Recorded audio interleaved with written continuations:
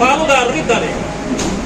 ಆ ಕಾರಣದಿಂದ ಅವ್ರು ಹೇಳಿದ್ರು ಪ್ರಯೋಜನ ಇಲ್ಲ ಅಂತ ಹೇಳಿ ನೇರವಾಗಿ ನಿಮ್ಮ ಮೀಡಿಯಂ, ಅದರಿಂದ ನಾನು ಅವರನ್ನ ಅಭಿನಂದಿಸ್ತೇನೆ. ಸರ್, ಎಚ್ ಕೆ ಪಾಟೀಲ್ ಸಹಿತ ಅಕ್ರಮ ಗಣಿಗಾರಿಕೆ ಬಗ್ಗೆ ಇದನ್ನು ಬರ್ತಿದ್ದಾರೆ. ನಂತರ ಈಗ ಬಿ ಆರ್ ಪಾಟೀಲ್ ಅವರು ಜಮೀರ್ ಅಹಮದ್ ಅವ್ರ ಹೆಸರು ಹೇಳಿಲ್ಲ ಅಂತ ವಾದ ಮಾಡ್ತಿದ್ದಾರೆ ಸರ್.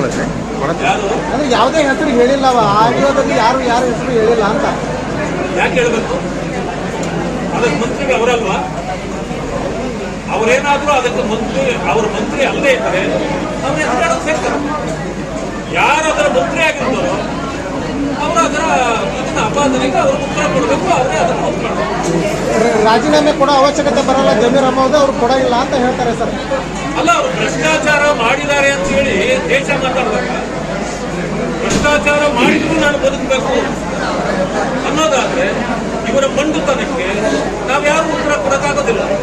ಈಗ ವಿರೋಧ ಪಕ್ಷದವರು ಎಷ್ಟು ಭ್ರಷ್ಟಾಚಾರ ಹಗರಣಗಳನ್ನು ಹೊರಗೆ ತಂದರೂ ಕೂಡ ವಾಲ್ಮೀಕಿ ನಿಗಮದಲ್ಲಿ 177 ಕೋಟಿ ನುಂಗಿದ್ರು ನಾವು ಹೇಳಿದ್ವಿ. ಅದನ್ನ ಸದನದಲ್ಲಿ ಒಪ್ಪಿಕೊಂಡಿದ್ದಾರೆ ಮುಖ್ಯಮಂತ್ರಿ, ಆದರೆ ರಾಜೀನಾಮೆ ಕೊಟ್ಟಿಲ್ಲ. ಮೂಡಾದಲ್ಲಿ ನಾವೇ 14 ಸೈಟ್ಗಳನ್ನು ನುಂಗಿದ್ರು. ಅವ್ರು ಹೇಳಿದ್ರು ಯಾರಿಗೂ ನಾವು ಚೆಕ್ಕಲ್ಲ ಬಗ್ಗಲ್ಲ ಅಂತ. ಹೌದು, ರಾತ್ರಿ ನೀವು ಯಾಕೆ ಚೆಕ್ಕಿದ್ದು? 14 ಸೈಟ್ಗಳನ್ನು ವಾಪಸ್ ಯಾಕೆ ಕೊಟ್ರಿ ಅಂದ್ರೆ ನೀವು ಕದ್ದಿದ್ದಕ್ಕೆ ವಾಪಸ್ ಕೊಟ್ರಿ ಅಲ್ವಾ? ಅಷ್ಟೇ ಅಲ್ಲ, ಇನ್ನೊಂದು 5 ಎಕರೆ ಜಮೀನು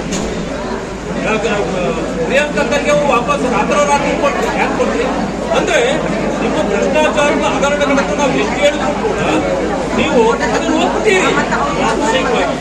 ಅದ್ರ ರಾಜೀನಾಮೆ ಕೊಡೋಣ ಅಂದ್ರೆ ಒಂದುತನ. ನೀವು ಬಂದಿರೋದು ಲೂಟಿ ಮಾಡ್ಲಿಕ್ಕೆ ಹೊರತು ಜನರ ಸೇವೆ ಮಾಡ್ಲಿಕ್ಕೆ